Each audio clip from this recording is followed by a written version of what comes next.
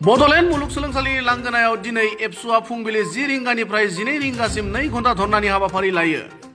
धरनानि गेजेरजों बड'लेण्ड मुलुगसोलोंसालिनि vice chancellor Laishram लादु सिंहखौ बोखारनानै बिटिआर हालामनिनो सासे रोंग'साखौ थाजोर रेजिस्ट्रार महरै थिसननो दाबि दैखाङो।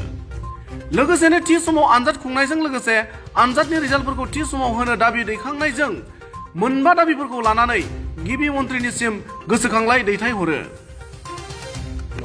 চাওক আমাৰ আজি অনিচ্ছা মানে থকা সত্ত্বেও আমি বডোলেণ্ড ইউনিভাৰ্চিটিৰ এই মূল দুৱাৰত আমি ধৰ্ণা কাৰ্যসূচী 2 ঘণ্টীয়া ল'বলৈ বাধ্য হৈছোঁ। এই কাৰণে বাধ্য হৈছোঁ, ভিচি ডাঙৰীয়াই আমাক বাধ্য কৰাইছে।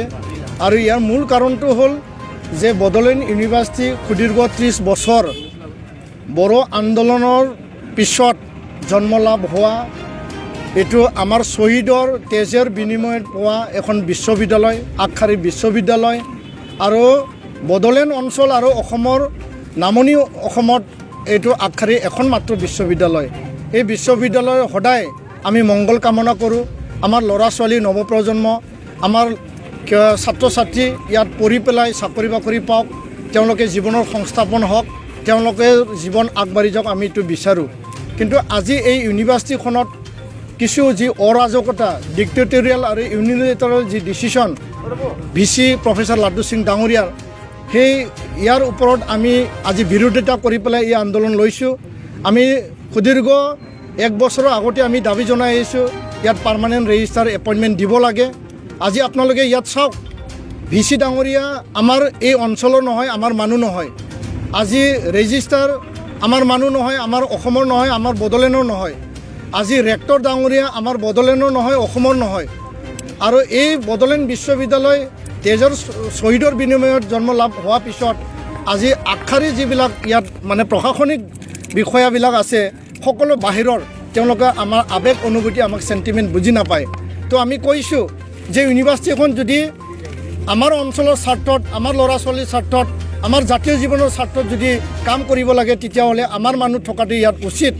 আৰু ইয়াৰ কাৰণে আমি কৈ আহিছোঁ যে ইউনিভাৰ্চিটিখনৰ মেজৰ ডিচিশ্যন লোৱা আগতে ইয়াত পাৰ্মানেণ্ট ৰেজিষ্টাৰ এপইণ্টমেণ্ট দিব লাগে।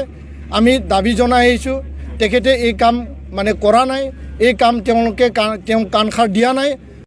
বৰঞ্চ যোৱা 2020 চনৰ ডিচেম্বৰ মাহত যেতিয়া ইয়াত কাউন্সিল চৰকাৰ শপত বাক্য যেতিয়া লৈ আছিল, ইয়াত প্ৰায় মানে 50,000 মানুহ গেডাৰিং হৈছিল আৰু সমগ্ৰ অসমৰ মুৰব্বীসকল ইয়াত আছিল।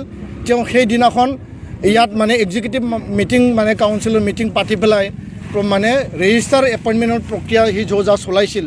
ইয়াৰ পিছত আমি দাবী জনাই আহিছোঁ যে ৰেজিষ্টাৰ এপইণ্টমেণ্ট দিব লাগে, আৰু এইটো সি কাণসাৰ দিয়া নাই। আজি তেওঁ ৰেজিষ্টাৰ নোহোৱাকৈ IC আৰু ৰেক্টৰ আৰু নিজে স্ব ইচ্ছা সি আজি ইয়াত এপইণ্টমেণ্ট প্ৰক্ৰিয়া, ইয়াত ইণ্টাৰভিউ পাতিছে। আমি দাবী জনাইছোঁ যে ইণ্টাৰভিউ আপুনি পাতিব নালাগে, কাৰণ ইয়াত প্ৰশাসনিক মুৰব্বীজন ভেকেণ্ট হৈ আছে, ICত আছে।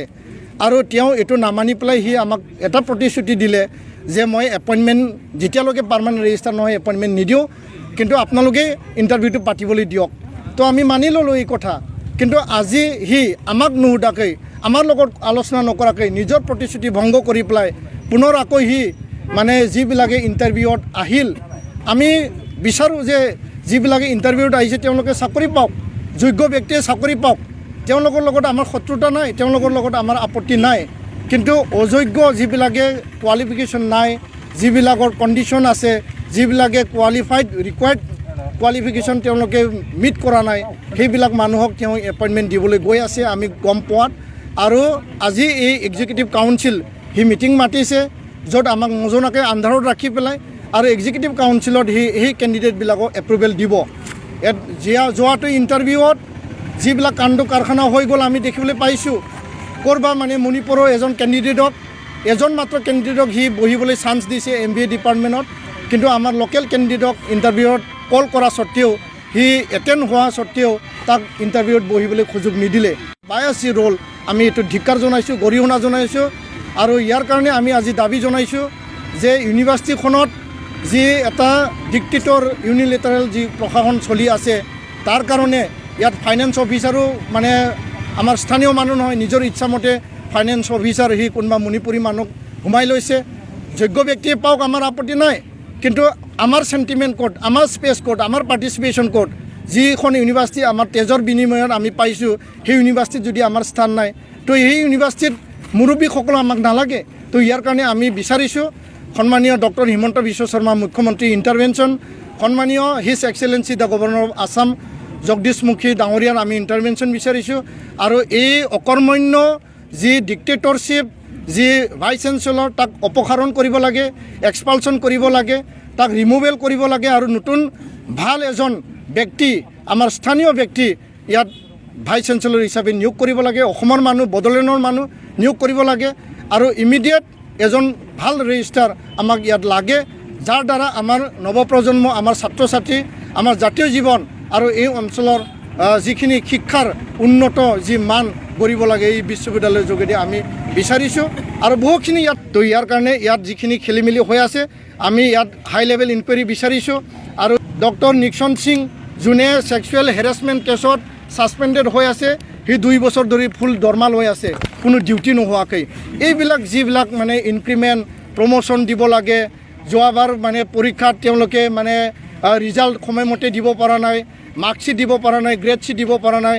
আমাৰ মানে ল'ৰা ছোৱালী, আমাৰ ভাইটি ভণ্টিসকল উচ্চ পৰ্যায়ত মানে PG লেভেলত দিল্লী ইউনিভাৰ্চিটি, আদাৰ ইউনিভাৰ্চিটিবিলাকত এডমিশ্যন মানে তেওঁলোকে ছিলেকশ্যন হোৱা স্বত্তেও তেওঁলোকে বঞ্চিত হ'ব লগা হৈছে। আমাৰ দুখ লাগিছে, আমাৰ মনে কান্দিছে।